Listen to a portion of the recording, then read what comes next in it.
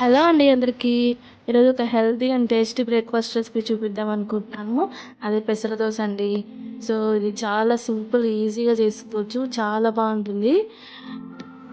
దీనికోసం నేను పెసరపప్పు నానబెట్టుకున్నాను ఒక 2 గ్లాసులు. ఒక గుప్పెడు బియ్యం వేసుకోవాలి. బియ్యం అయితే ఎక్కువ వేసుకోవద్దు. ఇది ఆప్షనలే. బియ్యం వేసుకోకపోయినా ఏం పర్వాలేదు. ఒక చిటికెడు మెంతులు కూడా వేసుకోవాలి.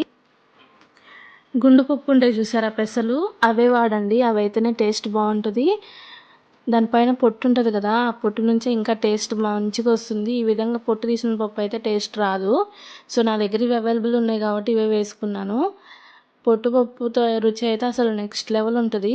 అయితే ఇవేంటంటే నైట్ నానబెట్టేసుకొని మార్నింగ్ రుబ్బుకోవాలి. అప్పటికప్పుడు వేసుకుంటేనే బాగుంటుంది. దీనికి ఫర్మెంటేషన్ ఏం అవసరం లేదు.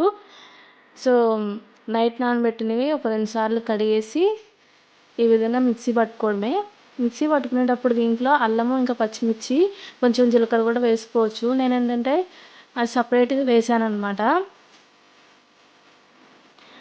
ఎందుకంటే నా దగ్గర ఉన్న అల్లం పీచు కట్టేసింది. ఈ పీచు కట్టిన అల్లంతో డైరెక్ట్ పిండితో వేసేస్తే మిక్సీ మంచిగా అవుతుందో లేదా అని చెప్పేసి ఈ విధంగా మామూలుగా అయితే పప్పుతోనే గ్రైండ్ చేసుకుంటే ఇంకా బాగుంటుంది అనమాట. సో నేను ఇది గ్రైండ్ చేసుకున్నది ఆ పిండిలో వేసేసి ఇంకా సరిపోయినంత సాల్ట్ వేసి కలుపుకుంటున్నాను.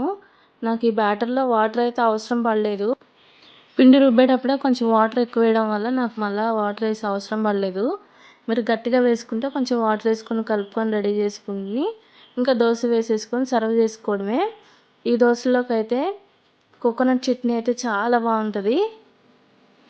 సో అదైనా ట్రై చేయండి, లేకపోతే పల్లీ చట్నీ అయినా ట్రై చేయండి. చాలా అంటే చాలా బాగుంటుంది.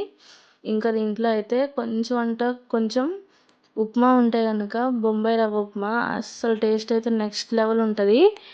ఒకవేళ చేసుకోగలిగితే ఉప్మా కూడా పెట్టుకొని సర్వ్ చేసుకోండి. చాలా అంటే చాలా బాగుంటుంది. అంత టేస్టీ అంటే ఏది ఉండదు అనమాట. టిఫిన్స్లో అంత బాగుంటుంది. ఈ విధంగా 2 వైపులా చేసుకుని సర్వ్ చేసుకోవడమే. నా వీడియో నచ్చితే కనుక లైక్ చేయండి, షేర్ చేయండి, సబ్స్క్రైబ్ చేసుకోండి. చూడండి ఎంత మంచిగా కాలిపోయిందో. ఇది చూస్తుంటేనే నోరు ఊరిపోతుంది కదా. టేస్ట్ కూడా అంతే లెవెల్లో ఉంటుందండి. ఓకేనా? తప్పకుండా ట్రై చేయండి.